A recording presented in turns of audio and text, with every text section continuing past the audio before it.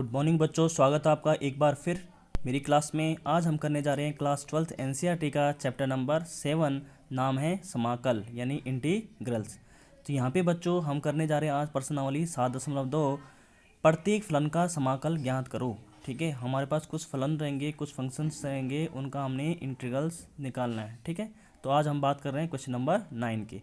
तो बच्चों यहाँ पे आप देख रहे होंगे जैसे स्क्रीन के ऊपर अपने कि इंटीग्रेशन का साइन लगाया है 4x+2 root x² + x+1 dx। ठीक है, यानी इसका हमने क्या करना है, समाकल ज्ञात करना है। ठीक है, तो यहाँ पे बच्चों सबसे पहले मैं इस फंक्शन को जिसका हम समाकल हमने निकालना है उसको मैं किसके बराबर लिखता हूँ कि i के इक्वल है। तो माना i इक्वल टू, हमने क्वेश्चन नोट कर लिया।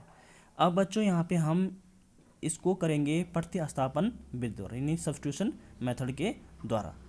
ठीक है, तो हमने यहाँ पे देख रहे होंगे आप कि दो फलन आपके पास, एक है 4x+2, एक है रूट x² + x+1।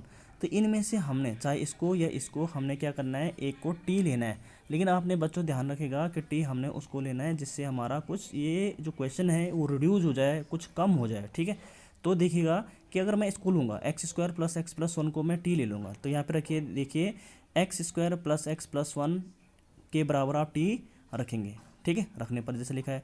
उसके बाद क्या करते हैं बच्चों, जैसे आपको पता है कि जैसे ही हम इसको t के बराबर रखते हैं इस फलन को, तो हम क्या करना पड़ता है, हमें उसके बाद x के सापेक्ष अवकलन करना पड़ता है दोनों साइड। तो देखिए इसका जो x² का अवकलन होगा यानी डिफरेंशिएशन होगा तो आपको मिलेगा 2x, x का होगा बच्चों 1 और 1 का तो क्या हो जाता है, क्योंकि कांस्टेंट वैल्यू कर रहा हूँ, 0 तो लिखा नहीं मैंने वहाँ पे। तो यहाँ पे आ जाएगा आपका 2x + 1 और यहाँ पे आएगा आपका dt का करोगे x के हिसाब से सापेक्ष, तो क्या होगा dt/dx। तो dx इधर मूवमेंट हो जाएगा, यहाँ पे आना था ना dt/dx, लेकिन dx मैंने इधर पहले ही कर लिया। तो आपको समझ में आया होगा कि इसका मतलब ये हुआ कि 2x + 1 ब्रैकेट के अंदर है, dx = dt हम रख सकते हैं, यानी जहाँ पे 2x + 1 dx है वहाँ पे रखेंगे हम dt। तो आपको दिख रहा होगा बच्चों यहाँ पे कि यहाँ 4x + 2 है। अगर मैं यहाँ से 2 कॉमन ले लूँ, जैसे मैंने यहाँ पे लिया है, अब लिखा है जैसे यहाँ पे कि i = 2 मैंने कॉमन ले लिया, तो यहाँ हो जाएगा आपका 2x + 1, क्योंकि यहाँ से 2 कॉमन आ चुका है और एज इट इज़ रहेगा ये रूट वाली वैल्यू। तो और dx देखिएगा बच्चों, इससे फ़ायदा हुआ कि 2x + 1 और dx की जगह में आप क्या रख सकते हैं, देखो यहाँ पे 2x + 1 dx की जगह में आप क्या रख सकते हैं, dt। तो देखिए बच्चों यहाँ पे आपने 2x + 1 dx की जगह में रख लिया dt, और इसके अंदर जो रूट के अंदर था वो तो आपने t कंसीडर कर रखा है, तो हो जाएगा आपका रूट t, क्योंकि रूट तो ऐसे रहेगा, लेकिन इसको अंदर वाले को क्या रख दोगे आप, t रख दोगे, तो ये हो जाएगा आपका रूट t। अब बच्चों आपको पता है कि रूट t का हमने समाकल करना है, तो कैसे करेंगे, हम रूट t को लिख सकते हैं t⁻½ यानी t⁻1/2। अब इसका समाकल कैसे होगा, आपको फॉर्मूला भली भांति पता है कि we know that x⁴n dx हम जानते हैं क्या होता है, x⁴n+1/n+1 c, आप ये जानते हैं। यानी कि एक पावर, जितनी पावर उसमें एक पावर ऐड होती है और नीचे भी एक पावर ऐड होगी। ठीक है, यानी कि अगर n है तो n+1 होगा नीचे भी और उसके पावर में भी जो फलन था। तो यहाँ पे क्या था, t⁻½ है तो 1 ऐड हो जाएगा नीचे भी ऊपर भी। इसको सॉल्व कर लीजिए तो ये हो जाएगा आपका t⁻½ + 1 3/2, यहाँ पे भी 3/2 प्लस c हम लिखते हैं, ये 2 बच्चों ऊपर घूम जाएगा। ठीक है, मल्टीप्लाई में, तो ये हो जाएगा आपका 2 × 4/3 t⁻³ प्लस c। टी की वैल्यू बच्चों वापस कर लीजिए, टी हमने जो कंसीडर कर रखा था x² + x+1 यहाँ पे रख लीजिए, तो 3/2 प्लस c। इसको और भी सॉल्व कर सकते हैं, लेकिन यही आप आंसर को रोक सकते हैं। तो होप कि आपको ये क्लियर हुआ होगा। बढ़ते हैं क्वेश्चन नंबर 10 की ओर। तो बच्चों बढ़ते हैं क्वेश्चन नंबर 10 की ओर। आपके पास एक फलन है 1/x - √x, ठीक, जैसा आपको स्क्रीन के ऊपर दिखाई दे रहा है बच्चों, इसका हमने समाकल यानी इंटीग्रल ज्ञात करना है। तो इसको जैसे मैंने प्रीवियस क्वेश्चन में किया था, इसको मैं लिखूंगा i इक्वल टू, माना i इक्वल टू इंटीग्रेशन का साइन लग जाएगा 1/x - √x dx। अब देखो बच्चों यहाँ पे आप क्या t कंसीडर करोगे, ये सोचने वाला विषय आ गया है। ठीक है, तो सबसे अच्छा तरीका ये है बच्चों ऐसे क्वेश्चन में कि अगर आप √x को, दोनों से √x को कॉमन लोगे तो आपके पास अंदर क्या बचेगा, देखो यहाँ पे x था, अब इन दोनों से ही यहाँ से √x कॉमन आएगा, तो यहाँ पे तो x है, तो इसका मतलब क्या बच जाएगा यहाँ पे √x। कैसे, क्योंकि x को आप क्या लिख सकते हो, x को लिख सकते हो बच्चों आप √x डॉट √x, डॉट मतलब इनटू, तो √x, x की वैल्यू क्या होती है √x × √x, क्योंकि √x × √x x ही होगा वापस। ठीक है, तो इसका मतलब जो ये x है खुद अपने आप में 2 √x के इक्वल है, तो आपने यहाँ से एक √x आपने बाहर निकाल दिया, तो अंदर क्या बचेगा, √x तो बचेगा, और माइनस √x तो आपका कॉमन आ चुका है, तो यहाँ पे क्या बचने वाला है 1। ठीक है, समझ में बात आई, ये आपने देखा। अब बच्चों यहाँ पे रूट एक्स माइनस वन को मैं टी ले सकता हूँ, रूट एक्स माइनस वन को आप टी लेंगे यानी रखने पर फिर क्या करेंगे, एक्स के सापेक्ष डिफरेंशिएशन, एक्स के सापेक्ष डिफरेंशिएशन, है ना, डिफरेंशिएशन करेंगे तो क्या बचेगा बच्चों आपका। अच्छा उससे पहले थोड़ा सा हम इसको मॉडिफाई कर लेते हैं, रूट एक्स को क्या लिख सकता हूँ मैं, एक्स की power half minus one equal to T. अब आपको पता है कि जब डी वाई डी एक्स करेंगे एक्स की पावर हाफ का तो हाफ आ जाएगा, एक पावर कम हो जाएगी, वन में से हम घटा देते हैं ना पावर, वन माइनस जो इतनी पावर है, वन का क्या होगा यहाँ पे zero equal to D T upon क्या हो जाएगा डी एक्स, ये होगा वन अपॉन टू। इसको क्या लिख सकता हूँ मैं, एक्स की पावर एक में से आधा गया तो क्या बचेगा, आधा बचेगा।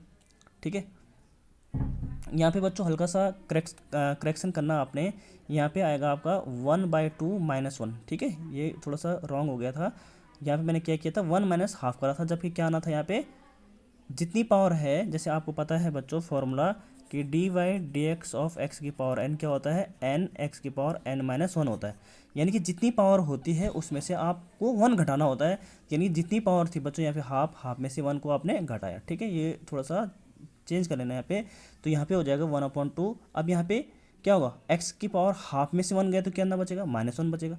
भाई हाफ में से वन जाएगा तो क्या बचेगा आपका, माइनस हाफ तो बचेगा। तो माइनस हाफ को फिर पॉजिटिव करने के लिए क्या करोगे आप, वन नीचे रख दोगे सर, नीचे ले जाओगे डिनोमिनेटर में, तो एक्स की पावर क्या होगी, पॉजिटिव करने के लिए ना जितनी पावर, यहाँ पे तो क्या बचेगा, एक्स की power one minus one upon two minus one है यहाँ पे, तो यहाँ पे बचेगा माइनस वन अपॉइंट टू, उसको पॉजिटिव करने के लिए नीचे ले जाओगे डिनोमिनेटर में, फिर इसको रूट एक्स लिख दोगे इक्वल टू, अब ये डी एक्स इधर आ जाएगा तो डी एक्स इक्वल टू क्या हो जाएगा यहाँ पे आपका डी टी छूटेगा, डी एक्स टू इधर आ सकता है ना क्रॉस मल्टीप्लाई में। अब यहाँ पे टू इधर चले जाएगा, क्यों, क्योंकि यहाँ पे आप कहीं भी देख रहे होंगे क्वेश्चन में कहीं भी टू नहीं है, तो टू जो चीज़ नहीं है उसको इधर ले जाओ आप, तो यहाँ हो जाएगा आपका one upon root X D X equal to क्या हो जाएगा, टू डी टी। तो इसका मतलब नहीं सीखा बच्चों कि one upon root X D X की जगह में आप क्या रख सकते हैं, टू डी टी रख सकते हैं। ठीक है, समझ बात है। तो देखो वन अपॉन एक्स और ये डी एक्स, ये आपको दिख रहा है, ये पूरा का पूरा रिड्यूस हो चुका है आपका, one upon root X D X क्या लिख सकते हैं आप, टू डी टी। अब टू क्या है यहाँ पे, कांस्टेंट है, तो अब देखिएगा यहाँ पे फिर वापस रख लीजिए, यहाँ पे वैल्यू आई इक्वल टू टू तो बाहर आ जाएगा क्योंकि कांस्टेंट होने के कारण, इंटीग्रेशन का साइन लगेगा, और one upon root X D X की जगह में रख लीजिए आप डी टी, और अपॉन अपॉन क्योंकि ये नीचे अभी पोर्शन बचा है, अपॉन जो आपने टी ले रखा है, अपॉन क्या आ जाएगा टी। अब आपको पता है कि integration of one upon x D X क्या होता है, देखो इसको वन कंसिडर कर लो यहाँ पे, वन अपॉन एक्स और इसको डी एक्स, तो one upon x D X क्या होता है, लॉग एक्स होता है, लेकिन यहाँ पे एक्स ना होके टी है, तो हम लिखेंगे टू लॉग टी प्लस सी। अब टी की वैल्यू वापस कर लो, तो तेरह तुझको अर्पण, है ना, तो यहाँ पे क्या आ जाएगा, टू लॉग टी की जगह में क्या आ जाएगा, रूट एक्स माइनस वन। समझ बात आई, तो ये आपका आंसर होगा। बढ़ते हैं क्वेश्चन नंबर 11 की ओर। 11 है बच्चों, एक फंक्शन आपके पास x upon root x plus four, इसको ही वही माना I equal to integration sine x upon root x plus four d x. अब बच्चों यहाँ पे क्या टील है, क्या करें, तो सबसे अच्छा तरीका ये होता है कि आपके पास जो रूट में है, रूट में क्या है एक्स प्लस फोर, थोड़ा सा आपने और तरीके से भी हो सकता है, मैं ये नहीं करो इसी से करना, आप दूसरे तरीके भी हैं इसके। आप इसको ऐसे करेंगे कि रूट एक्स प्लस फोर है, तो यहाँ पे आपको पता है सिर्फ एक्स मौजूद है, तो आप एक्स में चार को ऐड करिए और चार को घटा दीजिए, क्योंकि फोर से फोर गए तो वही जीरो बचेगा, तो एक्स तो आएगा यहाँ पे। अब देखो इसको सेपरेट कर लिया मैंने, देखो इंटीग्रेट इनको बांट दिया है, x plus four upon root x plus four, बीच में क्या है माइनस है, माइनस फोर क्या है कांस्टेंट होने का बाहर आ जाएगा, फिर इंटीग्रेशन यहाँ पे क्या बचेगा, वन तो बचेगा, तो डी एक्स आएगा, डी एक्स इंटू वन मतलब D X upon root x plus four. बात एक ही है। ठीक है, अब देखिएगा यहाँ पे कि ये जब कटेगा एक्स प्लस फोर और यहाँ पे क्या रूट एक्स प्लस फोर, जब इससे कैंसिल आउट होगा तो क्या बचेगा, यहाँ पे क्या बचेगा, सोचो, रूट एक्स प्लस फोर। कैसे, क्योंकि जो एक्स होता है वो किसके बराबर होता है, root X into root X, यानी कि जो एक्स प्लस फोर है वो किसके बराबर होगा, root x plus four into root x plus four, यानी कि ये चीज़ जो बच्चों ये वाली चीज़ है, इसके अंदर दो रूट एक्स प्लस फोर छुपे हुए हैं, तो जब दो, इसको मैं क्या लिख सकता हूँ, अगर मैं रूट में लिखूंगा तो इसे मैं दो बार लिखूंगा, root x plus four into root x plus four, तो एक रूट एक्स प्लस फोर से एक रूट एक्स प्लस फोर कटेगा, तो क्या बचेगा यहाँ पे, रूट एक्स प्लस फोर बच जाएगा। क्लियर है। अब देखिएगा बच्चों, यहाँ पे मैंने जैसे कहा था कि integration root x plus four यहाँ पे बच जाएगा डी एक्स, और जो यहाँ पे था one upon root x plus four था, तो उसको मैं ऊपर ले गया। ठीक है, तो उसको लिख सकता हूँ मैं एक्स प्लस फोर की power minus half D x. ठीक है, अब इसको भी लिख सकता हूँ मैं, रूट एक्स प्लस फोर को क्या लिख सकता हूँ, एक्स प्लस फोर की पावर हाफ डी एक्स। ठीक है, ये एज इट इज़ रहेगा। अब आपको पता है बच्चों कि जब मैं इसका समाकल करूँगा तो एक्स प्लस फोर जितनी पावर है उसमें एक ऐड होती है, यहाँ पे भी नीचे भी एक ऐड हो जाएगी, माइनस यहाँ पे भी सेम प्रोसेस होगा, प्लस सी। यहाँ पे बच्चों इसको सॉल्व कर लीजिए, एक्स प्लस फोर की पावर थ्री बाई टू हो जाएगी, यहाँ पे थ्री बाई टू होगा, तो थ्री बाई टू तो नीचे आना था अपॉन में, लेकिन अब इसको मल्टीप्लाई में ले जाऊँगा, टू अपॉन थ्री हो जाएगा, minus four x plus four की पावर हाफ अपॉन -1/2 में से 1 गया तो क्या बचेगा, हाफ बचेगा प्लस सी। तो 2/3 x प्लस 4 की पावर 3/2 माइनस ये 2 4 जा 8 हो जाएगा, रूट x प्लस 4 हो जाएगा प्लस सी।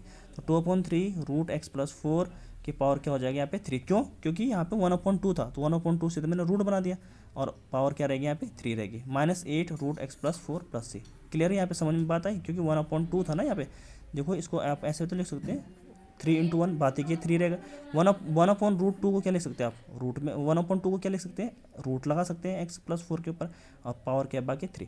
अब बच्चों 3 का मतलब होता है जैसे x की पावर 3 है तो क्या लिख सकते हो उसे 3x × x 3 बार।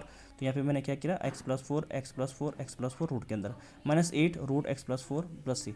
इससे बच्चों मैंने देखो यहाँ पे 2 है, यहाँ 8 है, यहाँ से मैंने 2 कॉमन ले लिया और रूट x प्लस 4 को यहाँ से और यहाँ से कॉमन ले लिया तो अंदर क्या बचा, क्या बचेगा, ये दोनों बच जाएंगे, ये और ये बचेगा। अब आपको पता है कि जब दो चीज़ें सेम चीज़ें होती है जैसे रूट एक्स उसको मैं क्या लिख सकता हूँ x लिख सकता हूँ, तो यहाँ पे रूट x प्लस 4 को क्या लिख सकता हूँ मैं x प्लस 4 लिख सकता हूँ और ये अपॉन 3 रहेगा। माइनस यहाँ से आपका 8 था 2 जा चुका तो यहाँ बचेगा आपको 4। यहाँ पे मैंने एलसीएम ले लिया बच्चों 3, तो 3 का मल्टीप्लाई इधर हो जाएगा 12, तो x प्लस 4 माइनस 12 यानी कि x माइनस 8 बचेगा और 3 फिर मैंने यहीं रख लिया प्लस सी। तो यही बच्चों आपका आंसर है। तो होप कि आपको क्लियर हुआ होगा। बच्चों बढ़ते हैं क्वेश्चन नंबर 14 की ओर। आपको एक फलन दिया है 1/x ब्रैकेट के अंदर है log x to power m, x यहाँ पे 0 से बड़ा है, x इज़ ग्रेटर देन 0। तो सबसे पहले आपको पता है कि हम इसको क्या लिखते हैं, i बराबर लिखते हैं जैसे मैंने लिखा। अब सबसे पहले इसमें आपने ये ढूंढना है कि किसको t लेके ये फंक्शन रिड्यूस हो जाएगा। तो सबसे पहले मैं देखता हूँ log x को लेकर ही फंक्शन रिड्यूस हो सकता है। क्यों, अब आप समझ गए होंगे बच्चों, बहुत सारे क्वेश्चन हमने कर लिए यहाँ पे।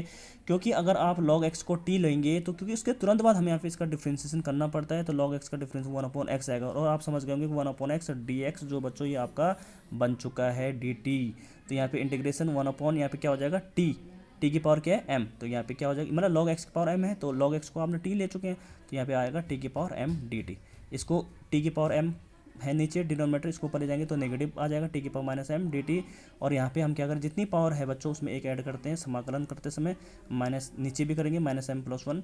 अब यहाँ पे आप चाहे तो ऐसे भी रख सकते हैं t की पावर 1 -m, या चाहे ऐसे रहने दीजिए t की पावर -m + 1।